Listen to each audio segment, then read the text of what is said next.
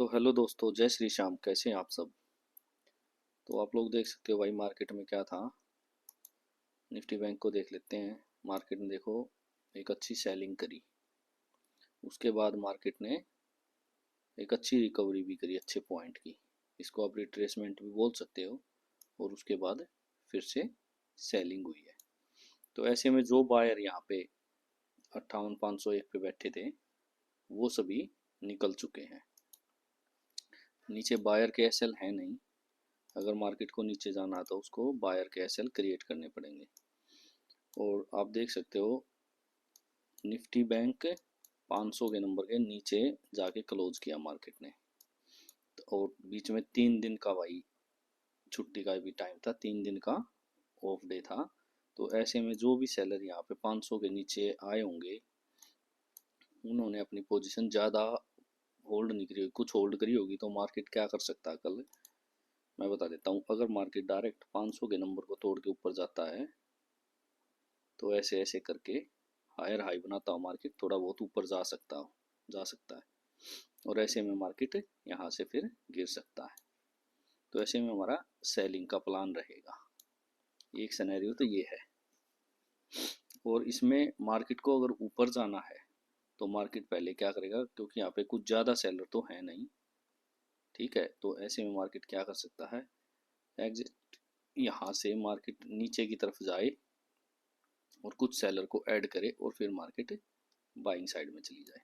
अगर कुछ fast selling या कुछ वैसा होता है तो 58,000 तक का हम वेट करेंगे। 58,005 के बाद, 58,000 के पास जाने के बाद हम बाइंग साइड के सेटअप को आइडेंटिफाई कर सकते हैं। मतलब यहाँ से हम बाइंग कर सकते हैं, लेकिन उसमें भी हम कैंडल को देखेंगे, उसके बाद हम करेंगे बाइंग। क्योंकि नीचे बायर कैसे ली तो मार्केट डायरेक्ट नीचे नहीं जा सकती, यहाँ तक आ सकती है। उसके बाद मार्केट वापस ऊपर घूम सकती है। क्योंकि क्या है देखो, ये जो सेलर है यहाँ पे जो बैठे सेलर, इन्होंने जो सेल किया है उनके 59,503 के ऊपर, 500 के ऊपर उनके एसएल है। तो वो अभी अच्छे प्रॉफिट में बैठे हैं। तो ऐसे में मार्केट ने देखो उस दिन क्या किया, सेलिंग आया, एक रिट्रेसमेंट हुआ, कुछ सेलर यहाँ निकल गए, कुछ के एसएल यहाँ ऊपर पड़े हैं। अगले दिन भी मार्केट ने गिरावट करी है। तो अब ये जो सेलर हैं इनके एसएल यहाँ आ चुके हैं 59,000 के ऊपर। तो 59,000 के ऊपर आ गए तो इनको टारगेट अभी कर नहीं सकते, क्योंकि देखो एक अच्छा मूव आया है 500 पॉइंट का। उसके बाद मार्केट ने 500 के नीचे ही क्लोजिंग दी, तो ये तो एक अच्छे प्रॉफिट में, इनको हम डायरेक्ट टारगेट कर नहीं सकते। लेकिन जो यहाँ पे छोटे मोटे बायर सेलर हैं, हो सकता है मार्केट उनको कल पहले अप साइड का अगर मूवमेंट देती है तो हम सेलिंग में जाएंगे। क्योंकि मार्केट जो यहाँ पे जो बैठे ना, वो तो ये समझ लो निकल जाएंगे। अगर इसका ये हाई टूटता है, ये वाला 58,647 वाला हाई टूटता है, तो यहाँ से जो भी छोटे मोटे सेलर है वो निकल जाएंगे और मार्केट नीचे गिर सकती है। लेकिन कुछ इस तरीके का सेटअप बनना चाहिए मार्केट में, मार्केट रुक रुक के चले तब, ठीक है दोस्तों। ऐसे ही सेलिंग बाइंग में होगा। मार्केट अगर नीचे की तरफ डायरेक्ट सेलिंग में हम नहीं जाएंगे, वही डायरेक्ट सेलिंग होती है तो हम बाइंग साइड का प्लान बनाएंगे। क्योंकि मार्केट डायरेक्ट गिर नहीं सकती, डायरेक्ट गिरेगी तो इसमें देखो सेलिंग दिख रही है। तो अगर यह मार्केट गिरेगी तो सेलर ही आएंगे इसमें, तो सेलर आएंगे तो मार्केट ऐसे तो है नहीं सेलर को पैसा देगी। मार्केट यहीं कहीं से या 58,000 के पास से घूम सकती है। ये दोनों सिनेरियो न्यूट्रल बैठेंगे ना, ये है कि भी बाइंग करेंगे या ना ये है कि हम सेलिंग करेंगे। सिनेरियो मैंने बता दिया, अगर डायरेक्ट ऊपर जाती है तो हम सेलिंग साइड का सेटअप देखेंगे। वो कैंडल के ऊपर रहेगा, कैसी बड़ी बड़ी कैंडल बन के जाएगी तो वेट करेंगे। ऐसा नहीं कि आते ही घुस गए, लेकिन रुक रुक के जाती है तो हम सेलिंग, जैसे यहाँ पे सेलिंग हुई है ना, ऐसे ही अगर यहाँ बाइंग होती है टूट टूट के तो हम सेलिंग करेंगे। अगर सेलिंग यहाँ डायरेक्ट होती है तो हम बाइंग करेंगे। सेंसेक्स को देख लेते हैं। सेंसेक्स में देखो भाई 500 के नंबर के ऊपर क्लोज किया है। ऐसे में यहाँ पे देखो कुछ बायर भी हो सकते हैं। क्योंकि क्या होता है, मार्केट जब ये इतनी गिरी है ना, तो लोग देखो इस फास्ट सेलिंग, जैसे 82,000 के ऊपर यहाँ पे देखो बायर ने अटेम्प्ट किया कि यहाँ से मार्केट ऊपर चली जाए, लेकिन मार्केट यहाँ से गिर गई। ऐसे में कोई बाई नहीं कर पाता, सेलिंग नहीं कर पाता, मतलब पुट बाई नहीं कर पाता। तो जब मार्केट रुकती है ना, तो यहाँ पे पुट बाइंग हो जाती है। लेकिन क्या सोचते हैं कि भाई इसके नीचे जाए तो वो होल्ड करते हैं, अगर इसके ऊपर है तो ऐसे में सेलर ज़्यादा यहाँ पे नहीं बैठे होंगे।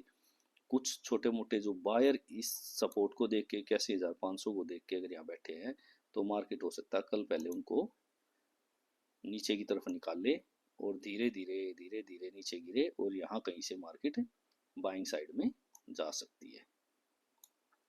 सेलिंग का सेम बता दिया मैंने। अगर बैंक निफ्टी में मार्केट पहले ऊपर जाती है तो आप देख सकते क्या होता है, देखो 500 का सपोर्ट लिया, अगर मार्केट यहाँ से ऊपर जाएगी धीरे धीरे तो यहाँ पे कौन आएगा, बायर आएगा, क्योंकि उसको सपोर्ट मिल गया, बायर आएगा तो मार्केट नीचे गिर सकती है। सेलिंग साइड का यहाँ से और बाइंग साइड का यहाँ से, ये 81,800 के पास से हम सेलिंग कर सकते हैं।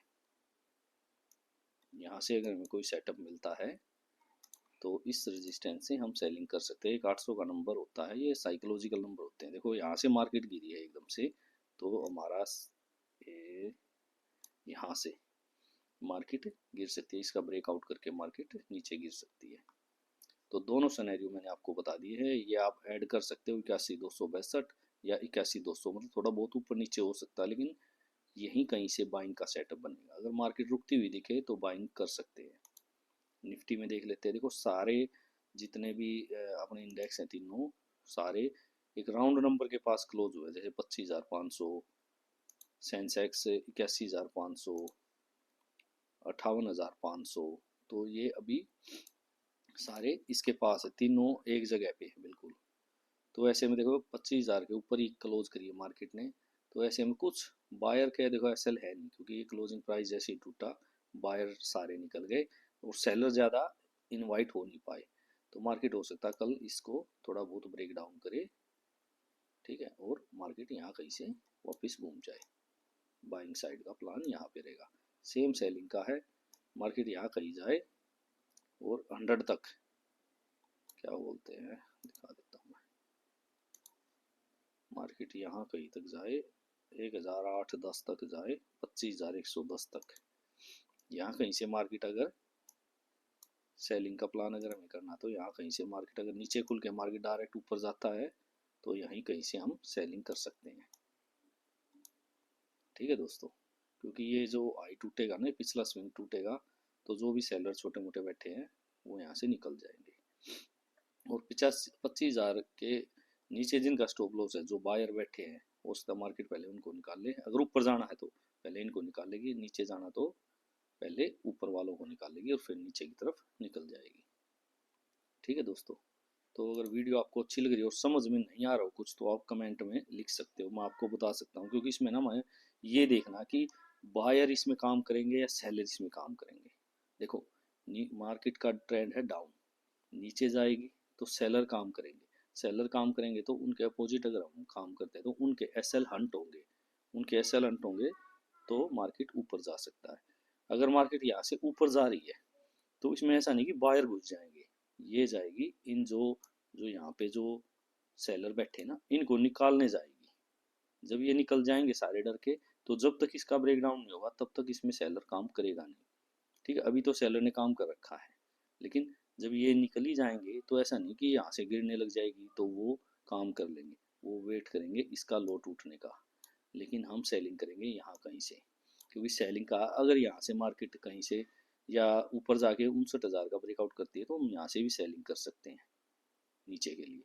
लेकिन मार्केट क्या हो सकता है भाई, यहाँ से तो हम सेलिंग कर ही सकते हैं, लेकिन क्या है कि यहाँ कहीं तक पहुँचेगी नहीं। 58,800 है जो यहाँ कहीं तक, ये जो छोटे मोटे सेलर हैं, क्योंकि सेलर ज़्यादा है नहीं जो जिनको हंट करें मार्केट ऊपर जाए, तो या तो पहले सेलर को बिठाएगी फिर ऊपर जाएगी, ये छोटे मोटे सेलर को थोड़ा बहुत निकालेगी और नीचे आ जाएगी, ऐसे नहीं बड़ा मूवमेंट ऊपर की तरफ हो जाएगा।